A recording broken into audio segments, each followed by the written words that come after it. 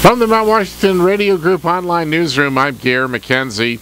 A dispatcher with the Carroll County Sheriff's Office says Village Road in Madison, also called Route 113, is closed from the highway shed to the Silver Lake Post Office this morning because of a traffic accident.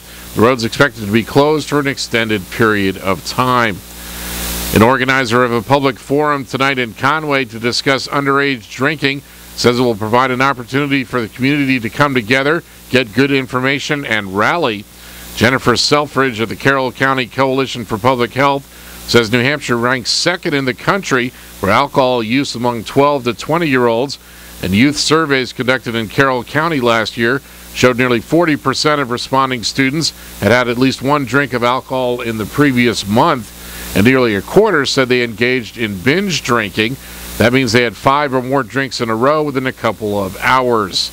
The Carroll County Substance Misuse Prevention Network is hosting tonight's forum at Kennett High School's Lloyd Auditorium starting at 6 o'clock. The session is scheduled to run about an hour and a half. Selfridge says an expert panel at the forum will talk about the ramifications of underage drinking. Panel members will include Carroll County Attorney Robin Gordon, Conway Police Lieutenant Chris Purley, and Dr. Kim Goodwin of Memorial Hospital. Attendees will be able to sign up to address youth alcohol and other drug use going forward.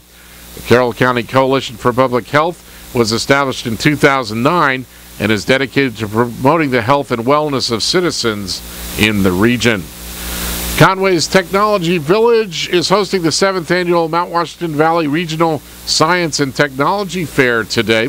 Just more than 24 students took part in the first year of the fair.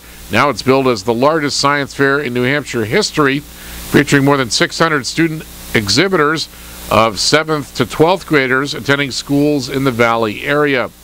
Michelle Cruz is the education director at the Mount Washington Observatory, one of the fair's sponsors. She's been involved with the fair for several years and is judging projects at the fair today. She says students at the fair have fun while working with their teacher mentors to conduct experiments that can have practical applications in the so-called STEM disciplines of science, technology, engineering, and math.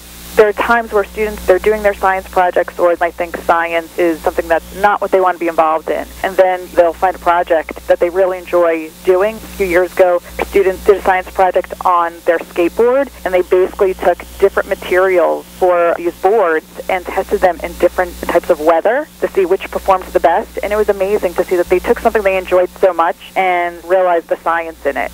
Participating students and their teachers at the fair are competing for more than $5,000 in prizes. Free and open to the public, the fair runs until 7:30 tonight. The Tech Village is on Technology Lane in Conway. In Maine news, the University of Maine-led offshore wind pilot project has failed to win a key $47 million grant from the federal government. The Department of Energy said yesterday the Maine Aqua Ventus project was selected as an alternate and could resubmit later if one of the winners falls short of its obligations. In the meantime, it will get $3 million for research and development. Projects in New Jersey, Oregon, and Virginia were awarded grants. UMaine officials had said the grant was a key to funding the project. If successful, the 12-megawatt pilot project could be the first step toward creating a larger wind farm, generating up to 500 megawatts. The project was the only one left in Maine after a Norwegian company, Statoil, spiked the plan in October to put turbines 12 miles off the coast of Maine.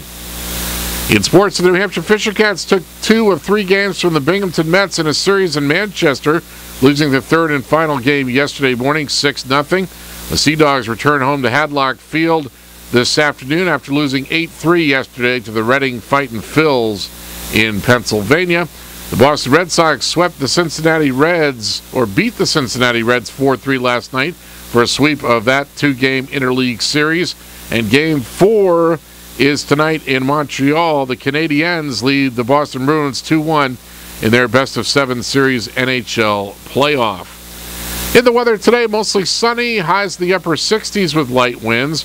Becoming partly cloudy tonight, lows in the upper 30s to lower 40s. And mostly cloudy Friday with a chance of showers, highs around 60. From the Mount Washington Radio Group online newsroom, I'm Gare McKenzie.